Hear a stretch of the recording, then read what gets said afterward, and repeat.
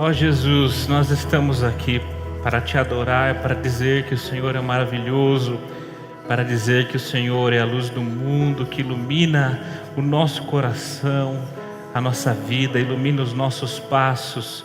Nós estamos aqui para dizer que nós não temos ideia, Senhor, do que foi o sofrimento na cruz.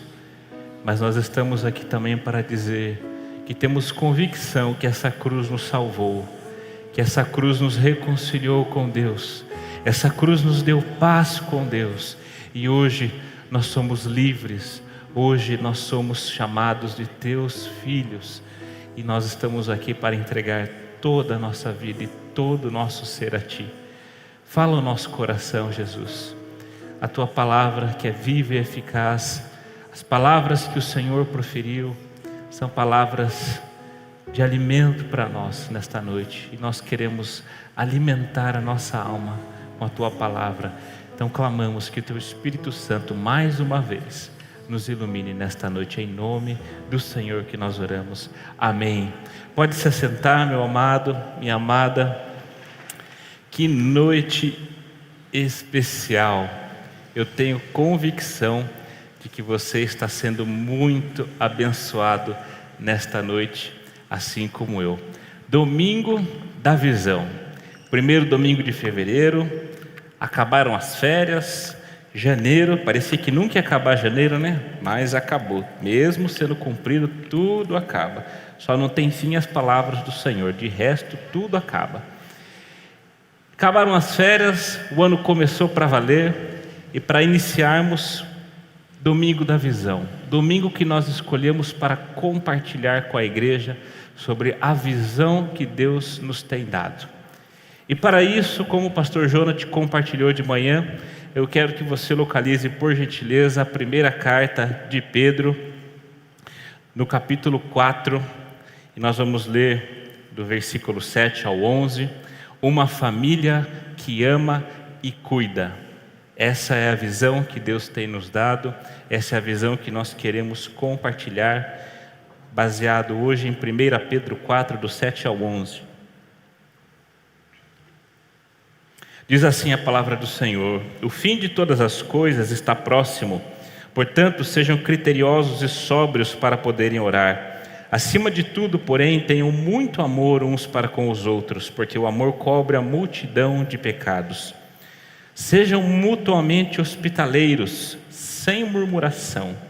Sirvam uns aos outros, cada um conforme o dom que recebeu, como encarregados de administrar bem a multiforme graça de Deus.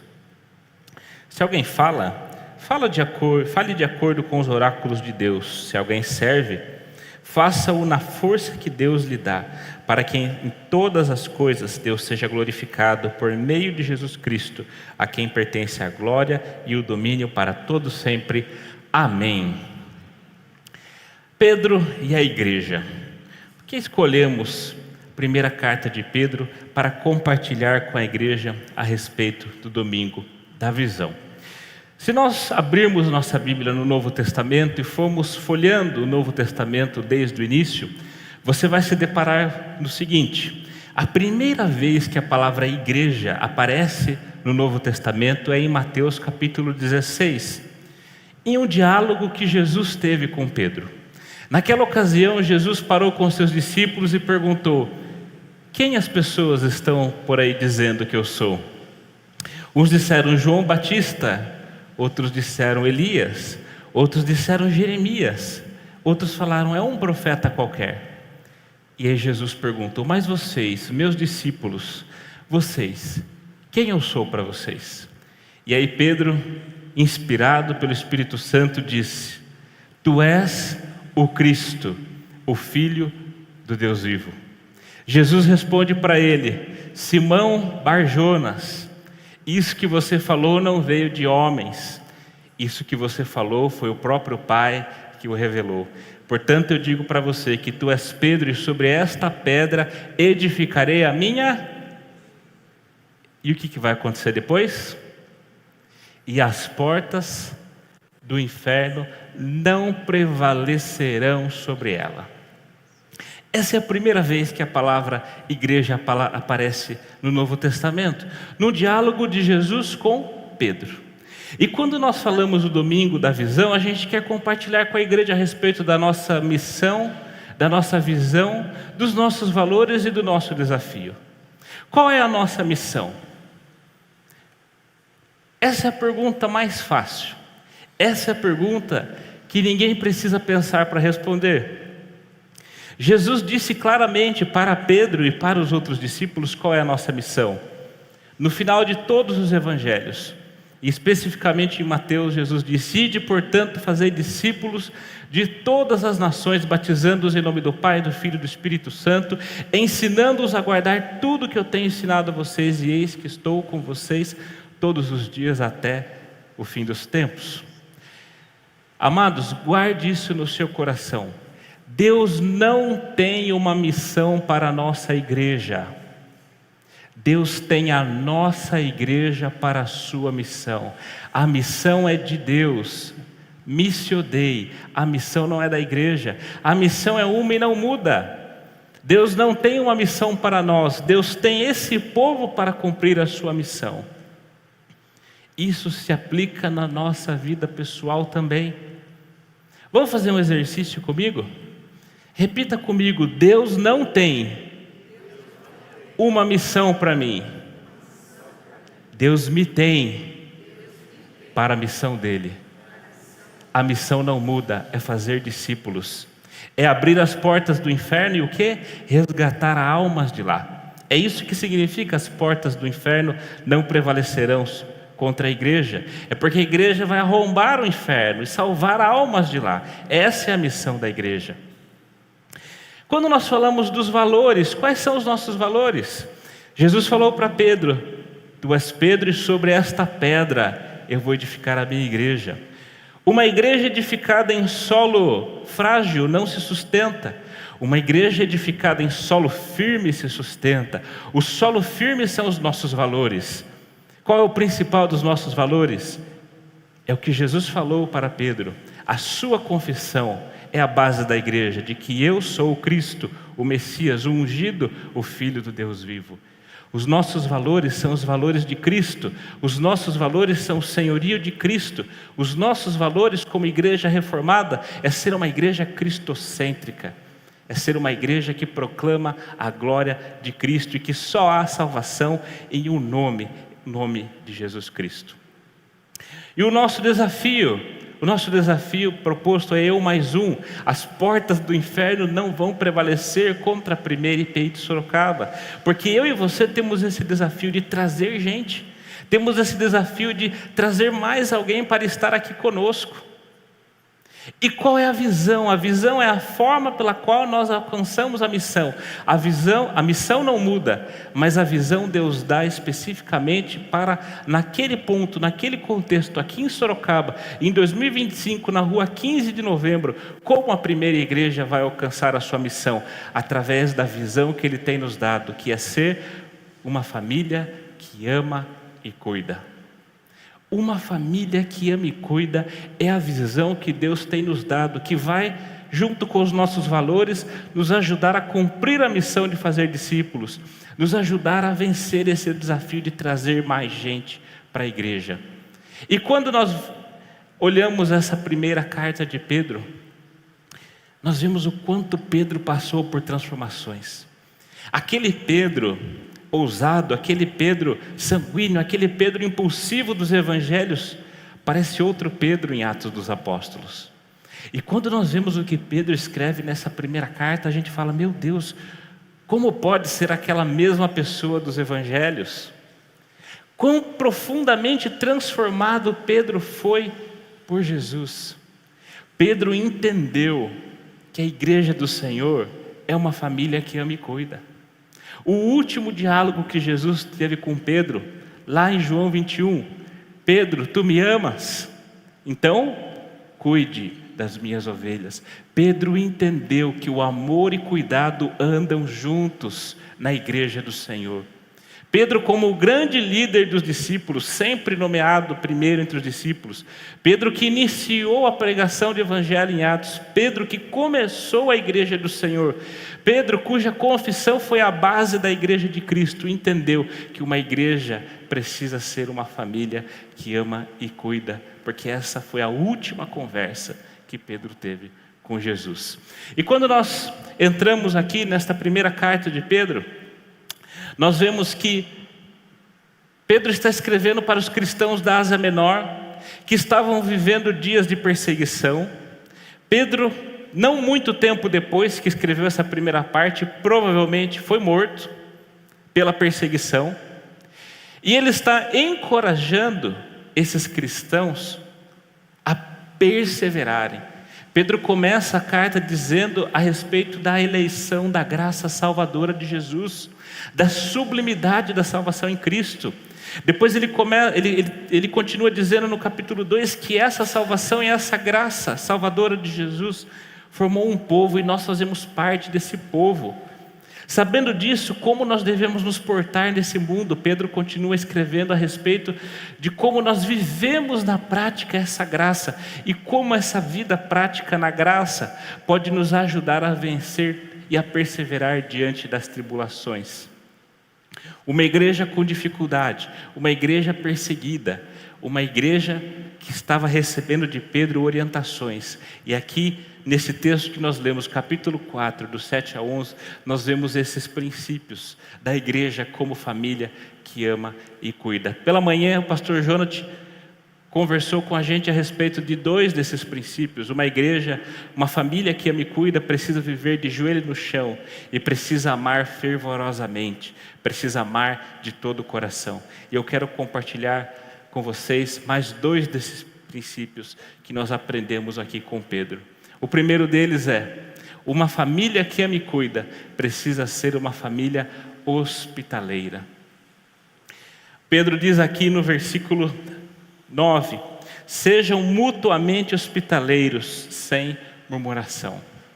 Quando nós aprendemos sobre a hospitalidade, a primeira coisa que nós vemos é que a hospitalidade é uma bênção. Hebreus 13:2 diz para nós o seguinte: não negligenciem a hospitalidade, porque muitos, praticando-a sem saber, hospedaram anjos. Já parou para pensar que profundo é isso que o autor de Hebreus está nos dizendo? Que muitas pessoas, ao abrir a porta da casa, ao receber pessoas, sem saber estavam recebendo anjos em sua casa. Eu tenho convicção de que o autor de Hebreus tinha em mente aquele episódio de Abraão, lá em Gênesis capítulo 18, quando ele viu aqueles 3 homens que eram anjos do Senhor, e correu e falou para Sara: Sara, pegue a sua melhor farinha, faça o melhor pão que a gente pode fazer, eu vou agora preparar o melhor cordeiro, o melhor bezerro para a gente receber esses hóspedes, vamos recebê-los da melhor forma. E sem saber, Abraão estava hospedando quem? Estava hospedando anjos do Senhor. Quando Pedro fala sobre a hospitalidade, eu me lembro da convivência dele com Jesus, e certamente ele tinha na mente que Jesus passou muito tempo na casa das pessoas. Logo no início lá do Evangelho de Marcos, a gente vê Levi recebendo Jesus em sua casa. Mateus, Levi, cobrador de impostos.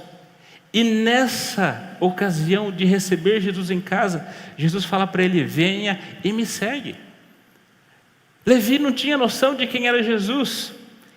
Talvez ele imaginasse que Jesus era um mestre, um rabi, mas ainda nesse momento não tinha noção, e estava recebendo na sua casa não um anjo, mas o próprio Filho de Deus. Quão precioso é receber pessoas em casa. Quantas bênçãos nós temos quando nós recebemos pessoas em casa. A palavra nos fala para que o nosso coração esteja aberto às pessoas. Uma família que ama e cuida é uma família hospitaleira. É uma família que recebe bem as pessoas aqui dentro. É uma família que recebe bem as pessoas ali fora. É uma família que está pronta para sair, tomar um café, para uma conversa. Está pronta para uma refeição. Amados, algo de especial, algo de sobrenatural acontece quando nós abrimos a porta da nossa casa e participamos de uma refeição junto com as outras pessoas. Algo de transformador acontece. Quando Jesus chegou para Zaqueu e falou: eu vou jantar na sua casa hoje à noite. Naquele jantar, Jesus disse para Zaqueu: hoje houve salvação nesta casa. Por conta de uma visita, de um jantar, uma declaração eterna: hoje houve salvação aqui nesta casa.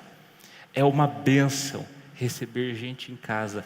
Quem abre as portas é mais abençoado do que aquele que vai visitar.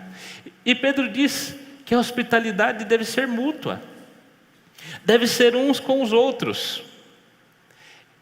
Eu preciso abrir a porta da minha casa, eu preciso ir visitar os outros irmãos.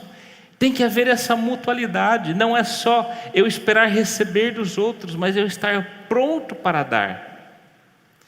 Isso é muito importante na vida cristã, porque muitas vezes o nosso sentimento egoísta se preocupa apenas naquilo que nós vamos receber.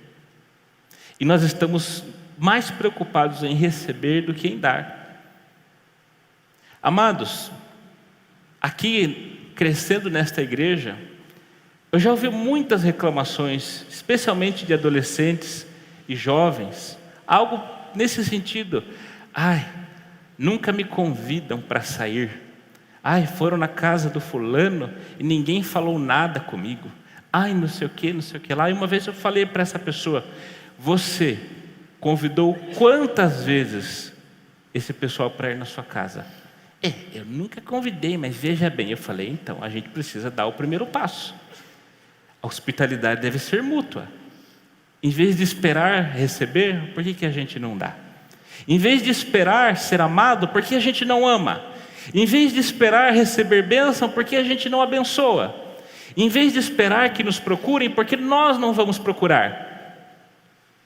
Quando nós entendemos isso, amados, muito dessa conversinha de que eu sou excluído aqui, de que ninguém liga para mim, muito disso é deixado de lado. Porque nós entendemos o princípio do Evangelho. Eu preciso dar o primeiro passo. Se ninguém me convida, se ninguém fala comigo, se ninguém conversa comigo, eu vou dar o primeiro passo. Eu vou conversar, eu vou amar, eu vou convidar, eu vou ser bênção, porque eu serei mais abençoado fazendo isso. E a hospitalidade deve ser sem murmuração. Qual a atitude que nós precisamos ter na hospitalidade? Alguém pode perguntar: mas como é uma hospitalidade com murmuração? Falamos no começo do ano. Lembra do caso de Marta e Maria? Marta é um exemplo de hospitalidade que murmura. É um exemplo de hospitalidade que traz estresse. É um exemplo de hospitalidade que, em vez de aproveitar a companhia das pessoas, está mais preocupado com os afazeres e com a casa. A hospitalidade com murmuração é aquela hospitalidade que fala: vai vir gente aqui em casa, agora eu vou ter que fazer isso, agora eu vou ter que limpar aquilo, agora eu vou ter que cozinhar aquilo, agora eu vou ter que gastar dinheiro, agora você vai ter que ficar aqui fazendo sala, não sei o que lá, Isso é hospitalidade que murmura. É a hospitalidade que deixa de aproveitar.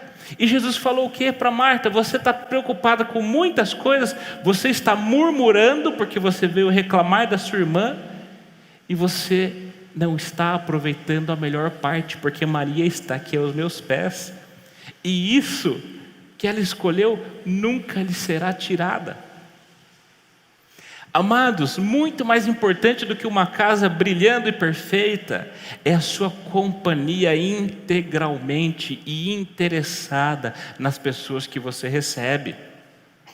Muito mais importante do que um jantar perfeitamente delicioso é a sua companhia, com os olhos nos olhos, sem celular na mão,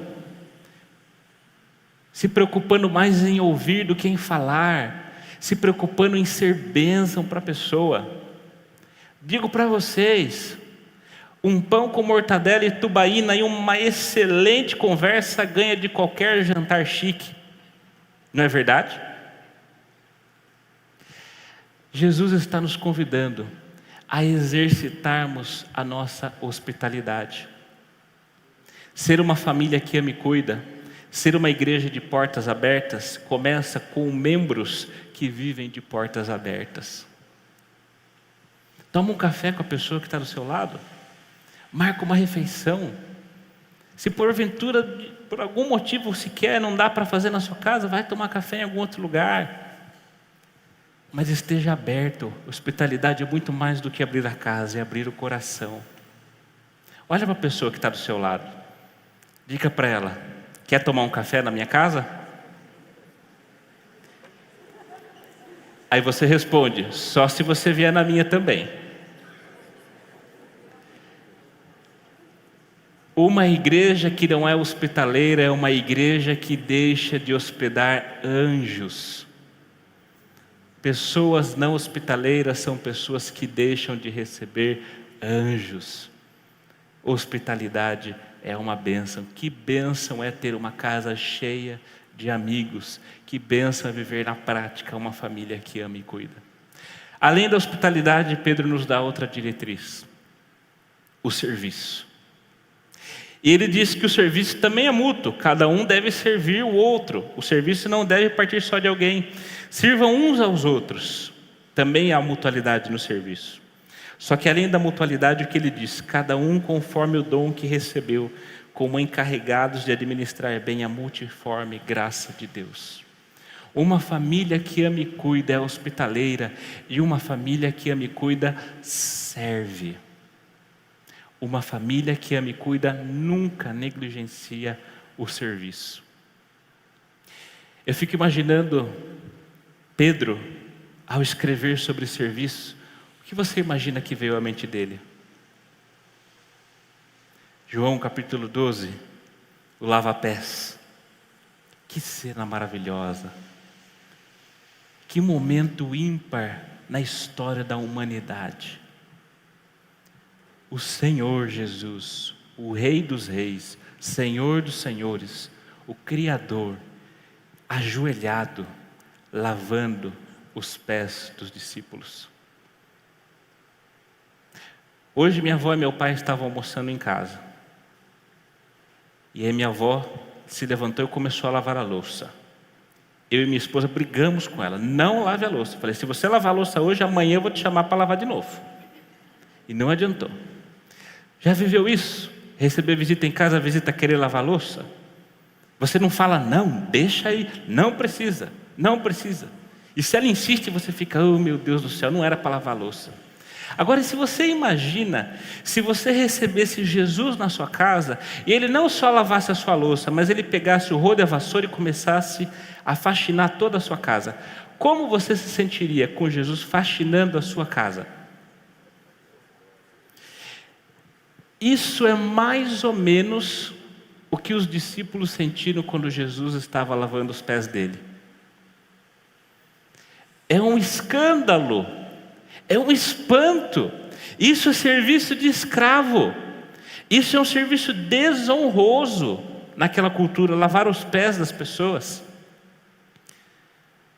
Tempo seco, deserto, quente, sandálias, os pés quentes, sujos. Era um hábito as pessoas lavar os pés, o anfitrião ceder uma bacia e ele lavar os pés antes de entrar na casa. E quando alguém lavava os pés dos outros, era o escravo da pessoa que lavava os pés do convidado. Jesus está se colocando como um escravo, lavando os pés dos discípulos. E aí Jesus diz o seguinte: eu dei o exemplo para vocês irem e fazerem o quê? O mesmo. E Pedro não deixou de ser protagonista nesse evento. Os meus pés você não vai lavar, Senhor. Simão, dá o pezinho, Simão. Os meus pés o Senhor não vai lavar.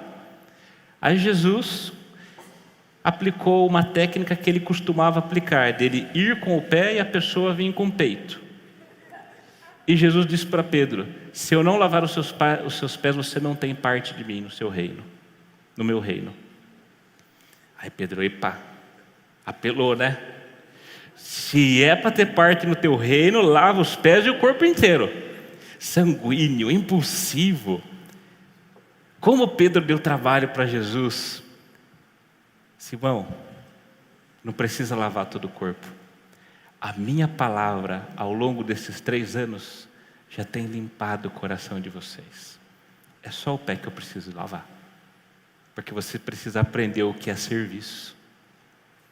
E Pedro diz, sirvam uns aos outros, cada um conforme o dom que recebeu. Tem gente que tem habilidade, tem gente que tem dom, tem gente que vai servir em áreas pontuais, mas deixa eu falar uma coisa genérica aqui. Olhando para Pedro e Jesus, o dom da bacia e da toalha é universal. O dom da bacia e da toalha é universal. Não existe pessoa que não tem esse dom. Não existe perfil para receber esse dom.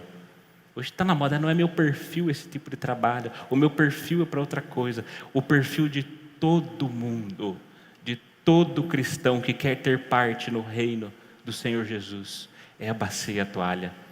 Não precisa ter dom para limpar banco. Não precisa ter dom para arrastar cadeira. Não precisa ter dom para descer na cozinha e ajudar a servir um cafezinho, um lanche. Não precisa ter dom para pegar a vassoura e varrer o templo.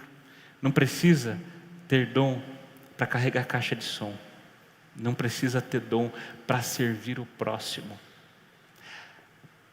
Uma família que ama e cuida nunca despreza o serviço, porque em Jesus o amor sempre vem acompanhado do serviço. Amor sem serviço é poesia, é palavras bonitas. Amor com serviço é o amor ágape, é o amor de Jesus, que serviu. Aquele que quiser ser o primeiro, que seja o que serve a todo mundo. E Pedro fala que servir, além de um privilégio, é uma responsabilidade. Ele diz o seguinte: como encarregados de administrar bem a multiforme graça de Deus. Nós temos um dever para com Deus. O nosso dever é administrar bem a multiforme graça que Deus tem nos dado. Deus deu um dom universal, que é o dom da bacia e da toalha. Só que a graça de Deus não é uniforme. A graça de Deus é multiforme. Por isso, amados, que o povo de Deus é o povo mais colorido do mundo. O povo de Deus é o povo mais diverso do mundo. O povo de Deus é o povo mais diferente do mundo.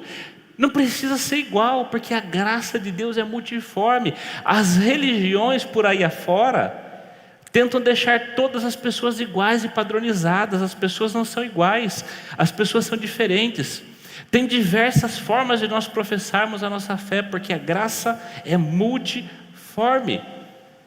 Tentar deixar todo mundo igual, fazer com que goste das mesmas coisas, ter os mesmos costumes, ter as mesmas opiniões, é religião, não é evangelho, não tem nada a ver com a graça.